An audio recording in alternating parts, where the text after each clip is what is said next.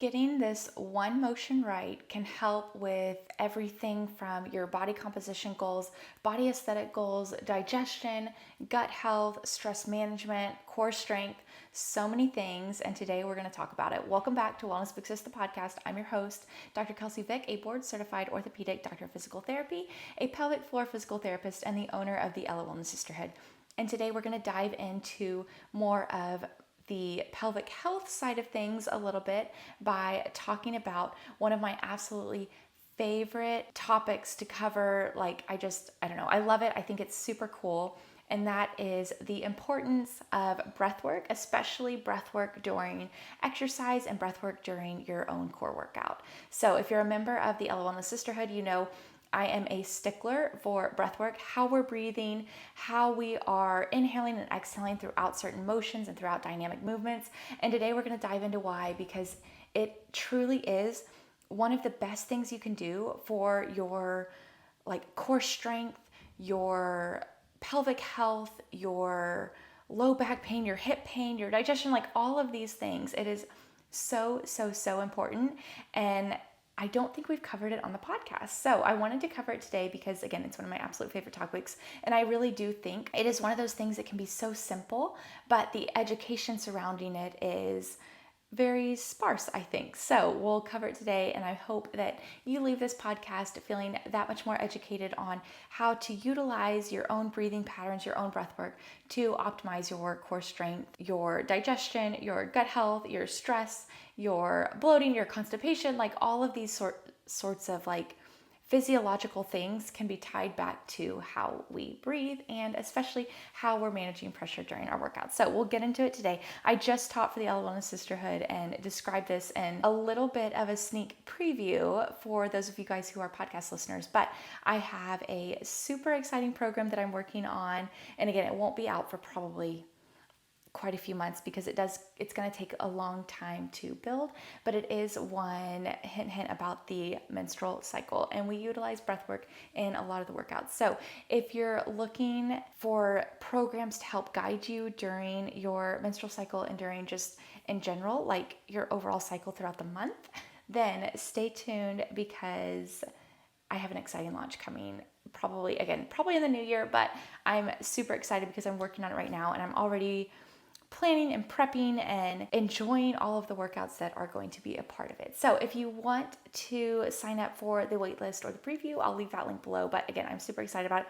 And you guys are the first to hear about it because I haven't told anyone. And again, I'm just super excited. So we'll get into some of the breath work, but purposeful breathing can improve things like core strength, your ability to access your core during your workouts, nervous system regulation, improved gut health and digestion, body composition and aesthetic goals. And by that, I mean reducing the lower belly pooch. A lot of people think it's fat deposition, and it can be, but it can also be poor breathing patterns. So we'll get into that today.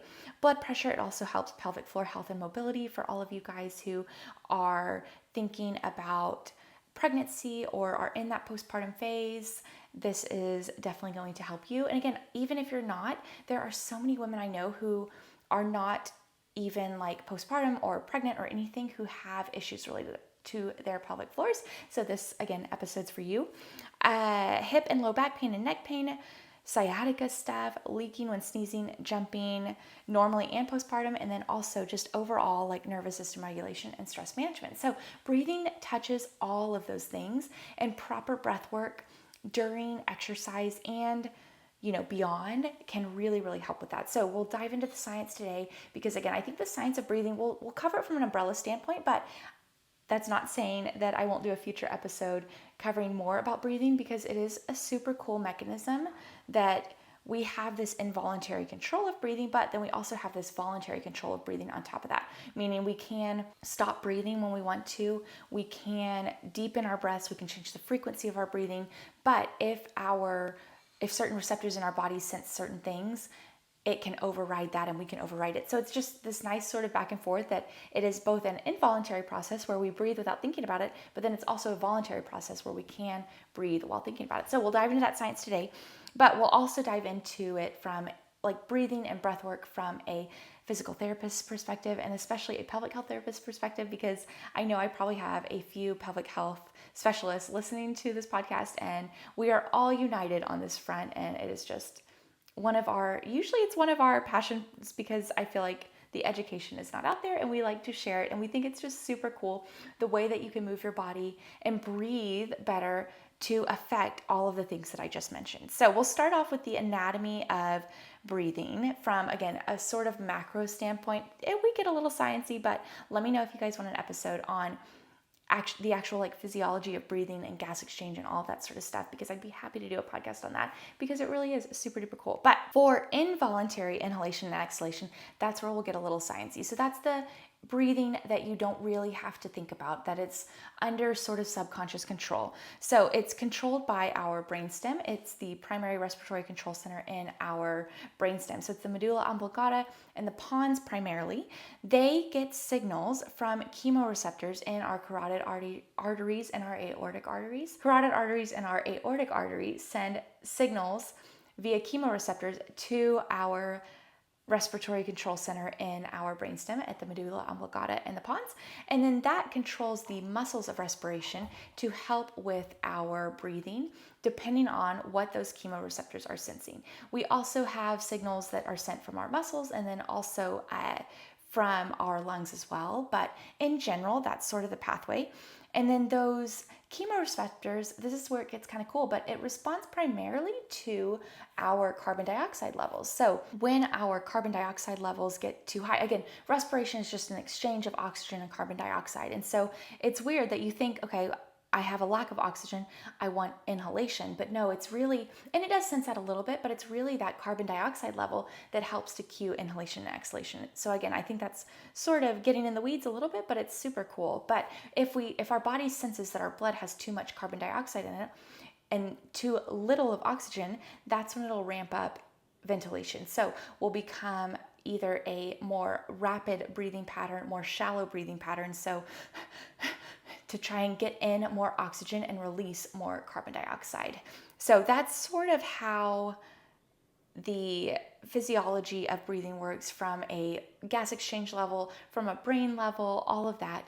And that's involuntary. But again, we have these higher brain centers that can help override that. And that's where we get into the voluntary breathing. So for the muscles of respiration in general, the muscles that get cued from our brainstem, we have the diaphragm and the external intercostals for typical breathing. So that's inhalation. The diaphragm and the external intercostals help to get the air in, widen the rib cage so that we create that pressure gradient for the oxygen to come into our lungs. So that's during normal breathing. Exhalation is actually passive. So when we inhale, all of those like regions expand, those muscles contract. But when we exhale, it's really just a passive recoil of those muscles. What gets a little bit sort of more forceful, like with sneezing or coughing, that's when we start to cue other muscles to come in. So we have the internal intercostals that come in, we have the rectus that comes in, we have the oblique muscles that come in, the serratus, the pec minor, the scalenes, the sternocleidomastoid. So all of these range from the neck all the way down to the like pelvis area. So all of those accessory breathing muscles can come in when we need to cough, when we need to increase our respiratory rate during exercise or running, because we're like needing more and more oxygen to supply our muscles for that workout. So in general, though, resting, we only really have the diaphragm and the external intercostals, and then exhalation is actually passive. So that's at that like subconscious control. But again, we also have that voluntary control, which is where the pelvic health, physical therapist, like breathwork side of things come in. So how can we optimize voluntary breathing during things like mindfulness, meditation, exercise to help with things like digestion, stress, body composition, body aesthetic goals? So we do this again in the sisterhood. I talk about this probably nonstop to where I hope you guys aren't too sick of it, but it's something that I really want to drill in because I think it's super duper important. And again, if it can affect all of these things and it's such a simple thing to do, then why not optimize our breathing, especially during the warm up, the cool down, meditation, prayer, whatever you're doing. You can really just start to add it in to your daily routine. So we'll cover the structure, and again, maybe I'll do a YouTube video on, or like a demo video. I've done a lot of Instagram lives and YouTube lives on this, and maybe, I don't know if I've saved it, but I'll have to do another one. That way you guys can actually, if you're listening on audio, you can refer back to these videos on what I'm talking about as far as like structure and talking with my hands and all of that. But we'll cover the structure. So the bony structure, when we talk about breath work, and again, this is more from a voluntary standpoint. Again, the bony structure is also involved in involuntary respiration, so when we're not even thinking about it. But for me, talking about voluntary inhalation and exhalation, it helps to start with the structure of what we're talking about first. So we have the rib cage, and then we also have the pelvis. And if you can picture it, the rib cage is a bowl that sits on top, and the pelvis is a bowl that sits on the bottom. And what we want is we want those bowls during sort of our normal, when we're not exercising necessarily, and when we're doing something like meditation or mindfulness practices, what we really want is those bowls to sit on top of each other, so that we're really maximizing the length tension relationship of the muscles that attach to those bony structures. So again, rib cage bowl, pelvis bowl, and we want them to act like a little bit of a soda can. So the musculature involved, from a physical therapist perspective, from a voluntary breathing perspective, we have the diaphragm and the pelvic floor. And so to get a little bit into the anatomy of the diaphragm and the pelvic floor, so the diaphragm sits within the rib cage, and it actually domes up. So picture your rib cage. The diaphragm sits like an umbrella inside the rib cage. So a lot of people don't like picture the diaphragm doing that, but it really does dome like an umbrella. And on that inhale, what happens is that umbrella sinks lower. So it actually moves from an umbrella to more of a smiley face, if you can picture that, to increase the amount of space that's in that thoracic cavity, to create that pressure gradient for that air to come in. And again, I'm talking a lot with my hands, so if you're confused about this, please refer to the YouTube video later. I want you guys to really grasp this concept. But the rib cage, the diaphragm sits like an umbrella inside the rib cage. As we inhale, that diaphragm descends to increase that space within the thoracic cavity so that air can come in into that like high pressure to low pressure gradient. From the pelvic standpoint, we have the pelvic floor that sits inside the pelvis. And again, it's not quite as umbrella-like as the diaphragm, but we can kind of picture them very similar. So as the diaphragm descends, the pelvic floor also descends. So it lengthens as it descends. So on that inhalation, what happens to the pelvic floor is the same thing that happens to the diaphragm, is it starts to inhale and lengthen. So pause here. When people think of a Kegel or a Kegel, what they're thinking of is doming that pelvic floor even more. So umbrellaing it a little bit more rather than lengthening it. So we sort of contract it up. That's what we think about a Kegel. I'll get back to that because that is an important note. But so we have the diaphragm, the pelvic floor. We also have the rectus abdominis that attaches to the ribcage and the pelvis, which again, not super duper important for what we'll talk about today, but it's something that a lot of people utilize in compensation for some of the other muscles that we'll talk about today. We also have the internal and external obliques, which again come from the side. So those are more abdominal muscles, but the internal obliques, the fiber orientation is like hands on tits, and then external oblique orientation is more like hands in pockets. So if you can think about putting your hands in your pockets and then your hands on your chest and your tits, that's the fiber orientation of the internal and external obliques. Then we also have that transverse abdominis that sort of wraps from the low back to the front and is sort of the deeper layer of the core. And a lot of the time when people call it the deep core, this is the primary muscle they're referring to. You also have the intercostal musculature, which again, I didn't explain this before, but the intercostals are in between your ribs. And so those external intercostals that are involved in inhalation are the ones between your ribs. And then all of these muscles attach to that soda can. And so we really want the structure of the ribs, the rib cage and the pelvis to be stacked during, again, static motion and static breathing, so that those muscles can optimize their length tension relationship to optimize their function, and so that we can access them in a better way. Because if they're positioned in the right way, our brain is better able to access the different parts of the muscle to complete whatever motion we're trying to do, especially in breath work. So for the function, as we inhale, so we'll start with inhalation. And again, if you're part of the sisterhood, this is so redundant for you. But again, I want to drill it in because it's such an important concept. But the rib cage should expand like an umbrella. So a lot of the time when people think of proper breathing during exercise, they really just move their bellies. And they're like, oh, belly breathing, that's really good diaphragmatic breathing. And it's not necessarily true. What we really want to see is that rib cage to expand like an umbrella in 360 degrees. So that means the side body expands, the back body expands, not just that front body.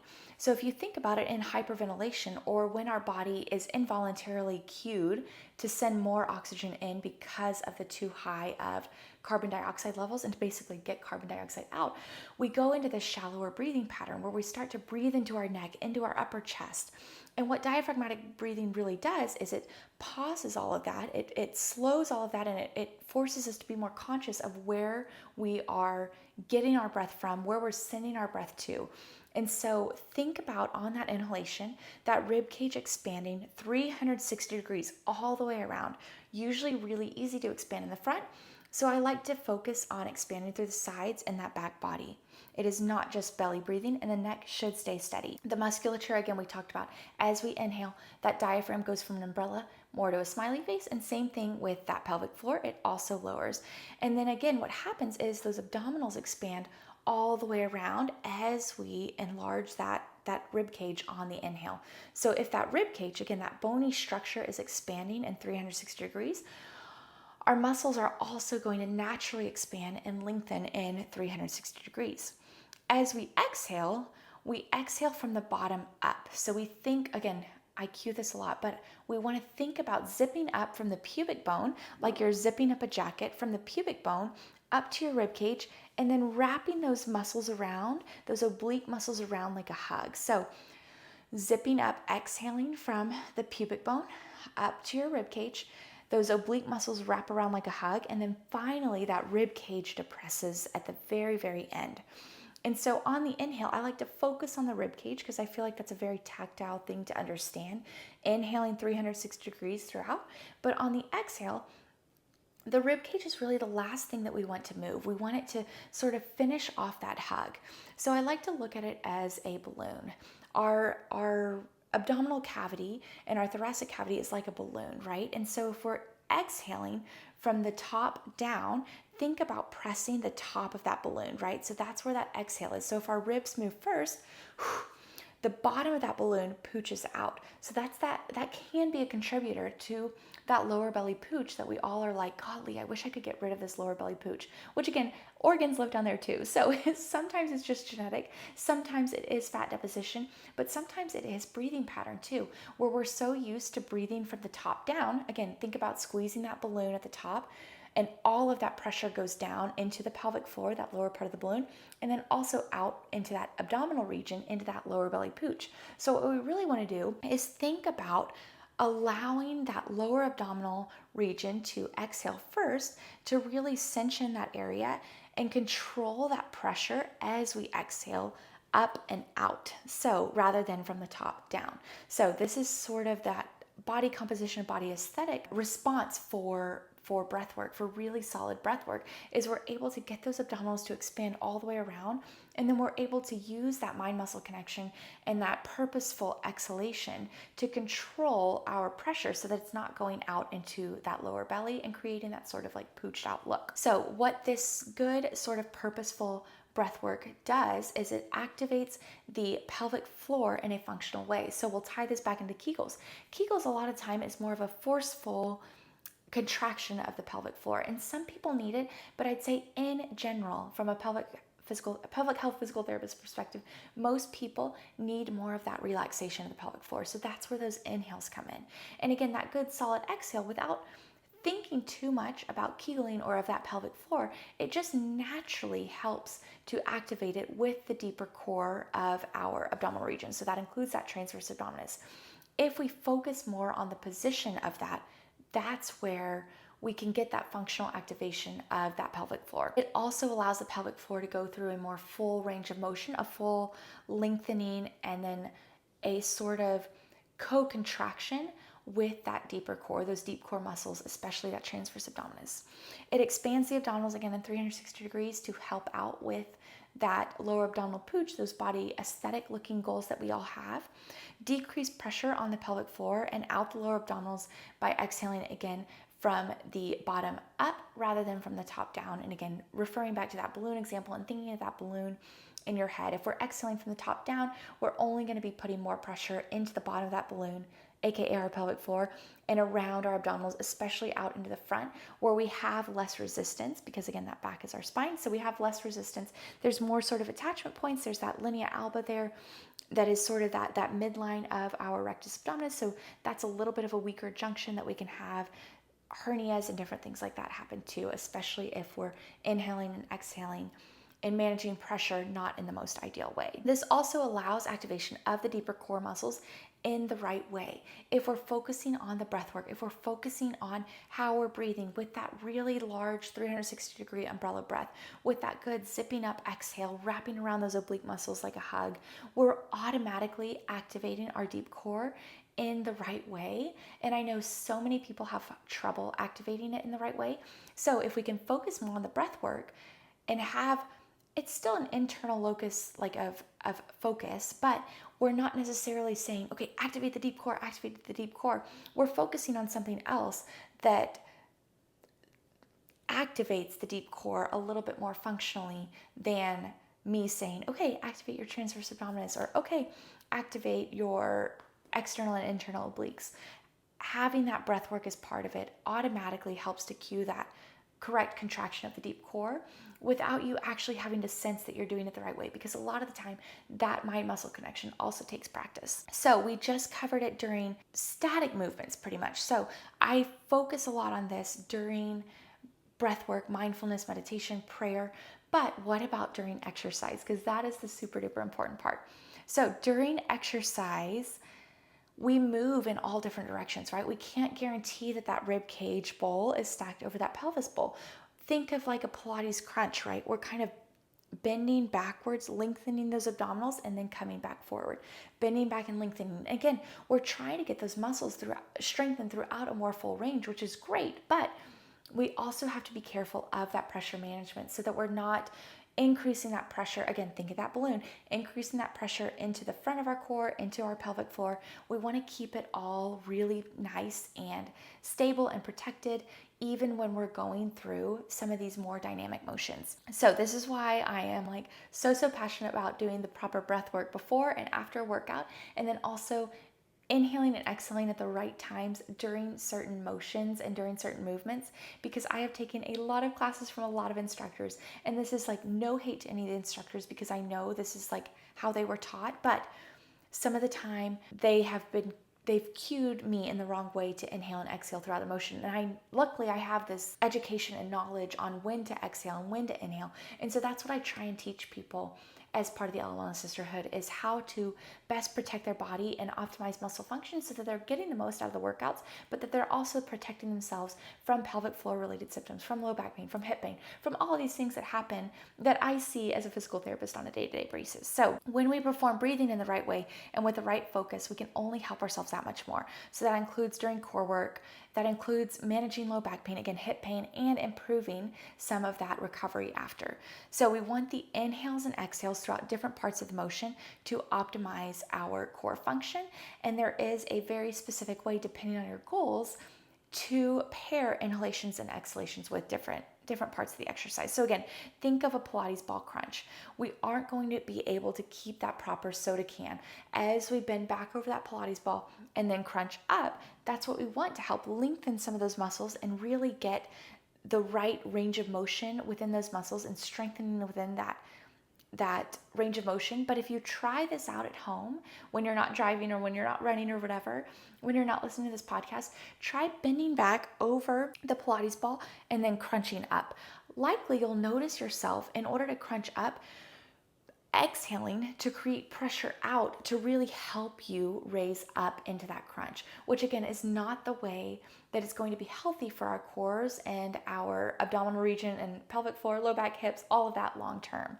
So we can still work on pressure management during this sort of motion so that we're not having those abnormal forces out into our abdominal region or into our pelvic floor. Again, that can present itself like leaking with running and jumping, hernias, different things like that. That's what I mean by improper pressure management. Diastasis recti, again, that's a lot of the time what we're concerned about postpartum as well, is improper pressure management, and breath work can help us sort of fight back against that and to help us activate the right core muscles so that we can fine tune those pathways, fine tune that brain connection to those muscles so that we're better able to activate them throughout life and throughout our daily movements. So we utilize this breath work so we know that our muscles are able to support us during these more dynamic motions. Because again, this is a hot tip. Usually it is the hardest part of the motion that we want to exhale, but cueing ourselves to do that is very, very challenging because a lot of the time it goes against what our body wants to do. So think of that Pilates crunch again.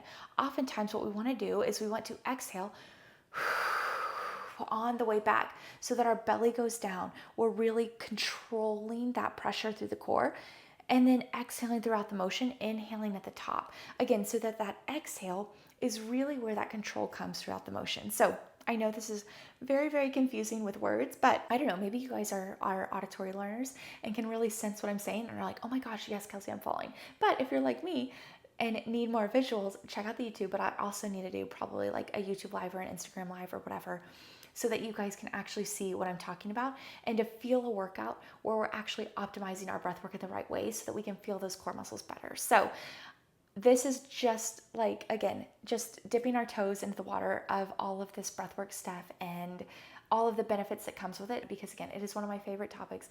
I feel like I say that a lot, but this truly is, because this is where I get to meld my pelvic health passion and specialty in the clinic with my fitness and wellness and overall like health passion outside of the clinic, that is going to help prevent people from having to see me in the clinic as a pelvic health physical therapist. And again, I feel like the education is just pretty lacking in this area, especially for women, with things like snatching our core, again, snatching our waist. Like, again, picture that balloon. This is why I hate this terminology, but snatching our waist, picture snatching the waist in the middle, in the middle of the balloon. Pressure goes up, pressure goes down. So what happens is we're just only exacerbating that lower belly pooch, that pressure on the pelvic floor, that pressure up into the thoracic cavity too. Like, snatching our waist is really not what we want to do. We want to really prime our bodies and prep our bodies and breathe in the right way so that we're activating our muscles in the right way, so that we're preventing some of that like poor pressure control that is only going to lead to different things, either body composition and aesthetics wise, or pain or injury, or functional things like leaking with jumping and running and a hernia, whatever it is. So this is like super important to me, and again, I need to do a workout with it, that way you guys can see. But I know many of you guys have bought my Deep Core program, and it is the very, very, very first program I released, if that tells you how much I love this, but it is now part of the Ella Wellness Sisterhood. So we have a phase 1 that's 4 weeks, a phase 2 that is another 4 weeks. So it's 8 weeks of core workouts,